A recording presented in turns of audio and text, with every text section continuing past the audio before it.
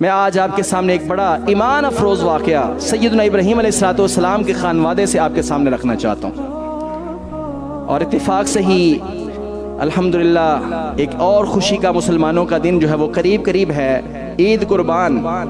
سیدنا ابراہیم علیہ السلام کی ایک یاد اور ان کے گھر کی یاد اللہ تعالیٰ نے قیامت تک باقی رکھی ہے، اور وہ اس لیے ہے کہ تم ان کو یاد کرتے رہو اور دیکھتے رہو کہ کس طرح وہ اللہ کی توحید کے پرستار تھے اور یکسو ہو کر صرف خالص اللہ کے ساتھ وہ اللہ کو پکارنے والے تھے۔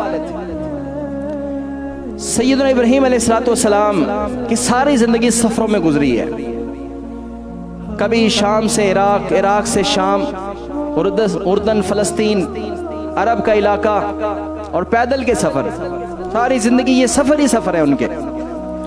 تو ایک سفر میں سیدنا ابراہیم علیہ السلام کی پہلی بیوی سیدہ سارہ رضی اللہ عنہا علیہ السلام وہ ساتھ تھیں، اور آپ مصر کے علاقے میں سے گزر رہے تھے۔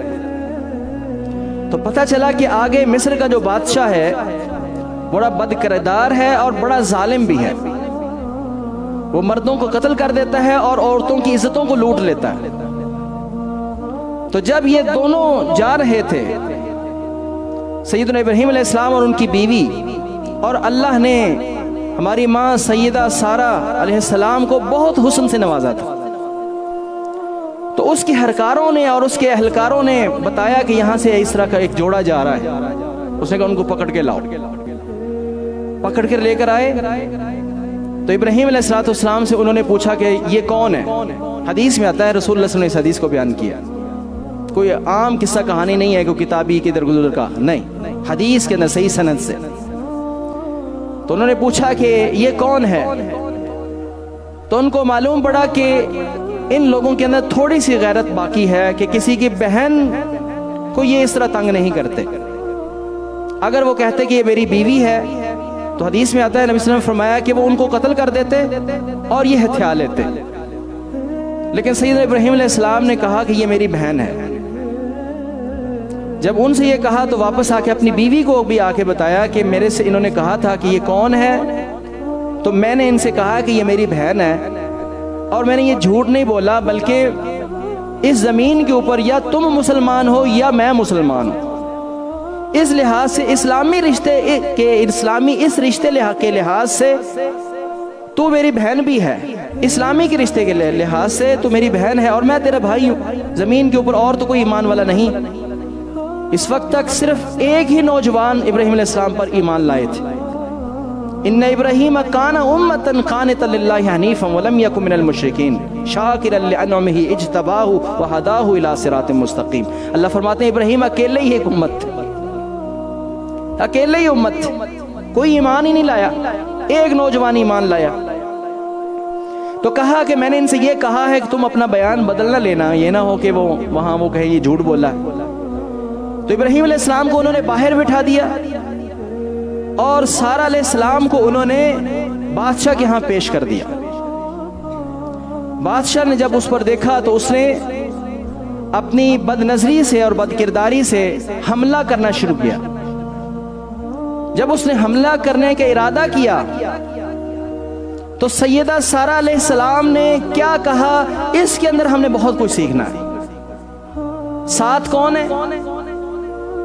ابراہیم علیہ السلام جو اللہ کے نبی بھی ہیں اور اللہ کے رسول بھی ہیں، مقام اور شان ان کا یہ ہے کہ وہ خلیل اللہ بھی ہیں، اور ان کا اس سے اوپر یہ مقام بھی ہے کہ ان کے بعد جتنے بھی نبی آئے ہیں سب ان کی اولاد میں سے آئے ہیں، وہ جد الانبیاء بھی ہیں۔ زمین کے اوپر اللہ کے ماننے والے صرف یہ ہیں، ان کے علاقے میں اللہ کی توحید کے پرستار ابراہیم علیہ السلام ہی ہیں، اور کوئی ساتھ بھی نہیں ہے۔ اب اس صورتحال میں بیوی اندر ہے، مشکل کا وقت ہے، ظالم نے عزت لوٹنے کی جب کوشش کی تو حدیث میں آتا ہے، رسول اللہ صلی اللہ علیہ وسلم فرماتے ہیں کہ ہماری ماں سیدہ سارہ علیہ السلام نے بھلا کیا کہا، اللہم ان کنت تعلم انی آمنت باللہ و برسولک اے اللہ تو جانتا ہے کہ میں تجھ پر ایمان رکھتی ہوں اور تیرے رسول پر ایمان رکھتی ہوں. وَحَسَّنْتُ فَرْجِي إِلَّا عَلَىٰ زَوْجِي، اور میرے جسم کو سوائے میرے شوہر کے کسی نے نہیں دیکھا. اگر جب یہ صورتحال یہ ہے میرے اللہ، فَلَا تُسَلِّطْ عَلَيَّ الْكَافِرِ، اے اللہ اس کافر کو میرے اوپر مسلط نہ کر. جب انہوں نے یہ دعا کی تو اس کا جسم جو ہے وہ مفلوج ہو گیا، شل ہو گیا، اکڑ گیا، ادھر ہی پتھر بن گیا، پتھر کی طرح جو ہے ایسے جم گیا.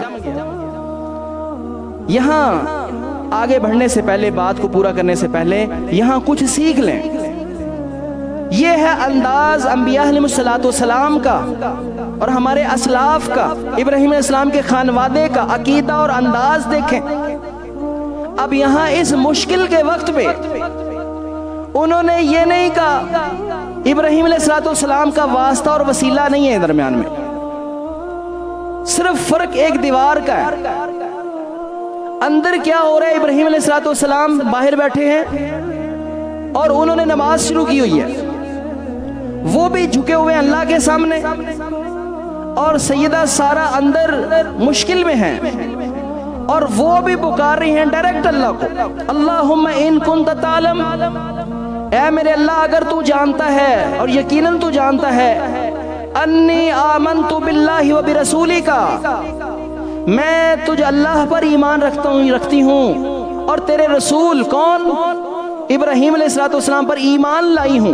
وحسنت فرجی اللہ علی زوجی، اور میں نے اپنی عزتوں کی خوب خوب حفاظتیں کی ہیں. فلا تسلط علی الکافر، اس کافر کو میرے اوپر مسلط نہ کر. ڈائریکٹ اللہ سے پکارا، مشکل کشائی اللہ سے چاہی، حاجت روائی اللہ سے چاہی. اللہ اکبر.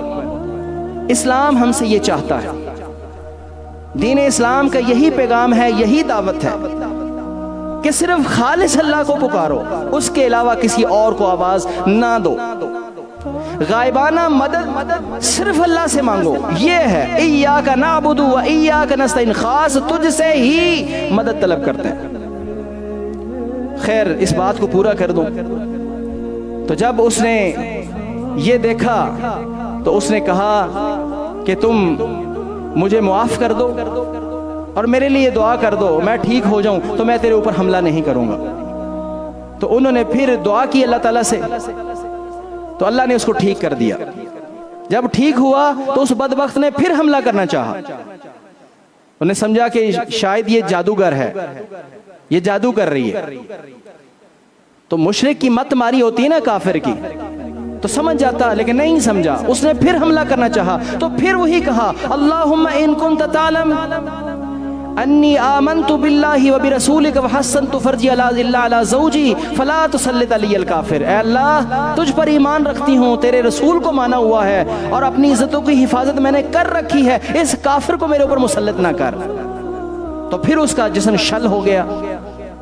3 بار اس نے جب یہ اپنا عمل دہرایا اور تیسری مرتبہ جب اس کو سمجھ آ گئی تو پھر اس نے ان کو آزاد کر دیا، ان کو آزاد کر دیا اور ساتھ تحفے میں اپنی بیٹی کو بطور خادمہ ان کے لیے ہدیہ کر دیا، وقف کر دیا. اور یہ وہی بیٹی ہیں جن کو اللہ نے بعد میں ایمان کی دولت سے مالا مال فرمایا، اور ان کا نام ہی ہے سیدہ ہاجرہ ام اسماعیل علیہ السلام. اسماعیل علیہ السلام کی والدہ یہ خادمہ تھیں اور ابراہیم علیہ السلام کے لیے انہوں نے پھر ان کو وقف کر دیا. سیدہ سارہ علیہ السلام نے حدیث میں آتا ہے کہ انہوں نے ابراہیم علیہ السلام کی خدمت میں وقف کر آزاد کر دیا اور ساتھ یہ بھی کہا کہ آپ ان سے نکاح کر لیں.